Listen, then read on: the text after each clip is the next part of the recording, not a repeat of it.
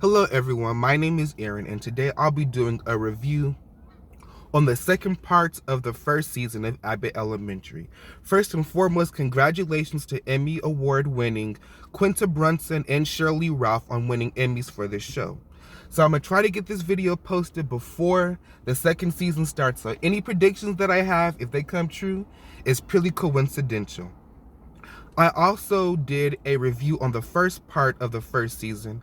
That was mainly just a character introduction and some major themes that I realized. So the only character who, or should I say the main character who was introduced in the second part of the first season is Mr. Johnson, who was played by William Stanford Davis. So he is the custodian, and we realized during that desking episode when he has that conversation with Greg that he has more to offer the show than just the guy who cleans up. We realize that he's had careers in the past.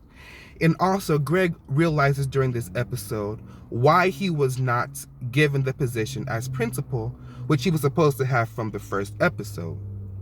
So he realizes, or he finds out, that Ava caught Mr. Collins, who was played by Reggie Hayes from Girlfriends. He had an affair with one of the ladies from church. And she used that as blackmail against him. Well, now that he has married that lady, Ava's still a hot mess, but she's less of a hot mess. And also later on, Greg has been hired on officially as a teacher of the school. Now, one of the introductions of characters who, should I say, is not a major character, but definitely kind of pivots the show a little bit, is Taylor. Taylor is Miss Howard's daughter, and this talks about the problems that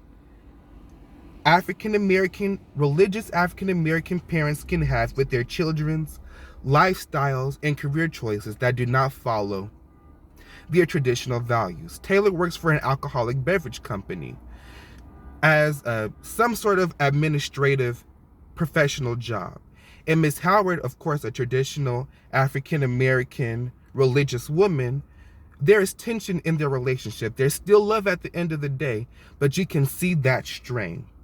Now, also, Taylor, the introduction of Taylor shows a pivot in the eventual love saga between Janine and Greg. So Taylor's single, Greg is single. During that parent-teacher conference episode, they start not hooking up, they start meeting, they start hanging out, they start dating. And here's the thing about Greg, he leaves Janine alone. Right now, Janine is with Tariq, and she's not trying to straddle the fence between the two women. He's talking to Taylor. Janine is strictly a platonic friend at this point.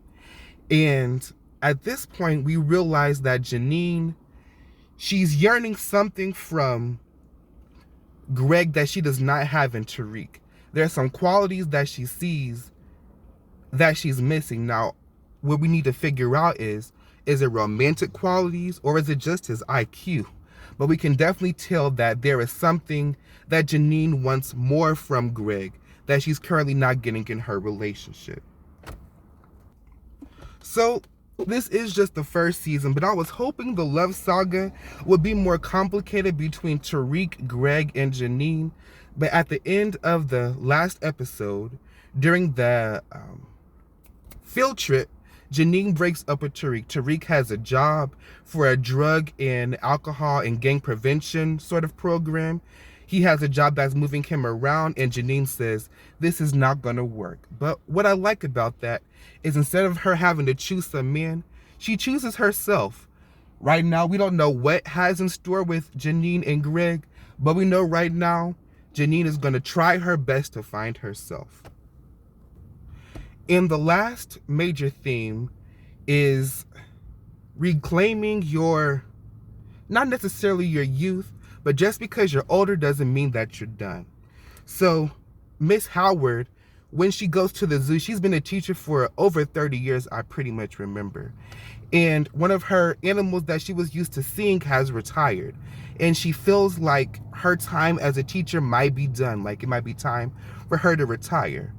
But one thing about Miss Howard, a student gets lost during the field trip. And her teaching instincts and her maternal instincts come in, and this student gets found. And this just goes to show you, just because you are older does not mean that you are counted out. Now, my predictions for the second season, or what I would like to see. I would like to see more of a backstory on Jacob. And I don't consider his relationship with Zach to be a backstory because it was not brought up as a full backstory. It was just, this is his boyfriend, Zach. Of course, we're going to see the Greg and Janine, that love saga continue. Are they going to start dating? That tension, is it going to be, who's going to break the ice and make the first move? Now, also, this was from the first part of the first season.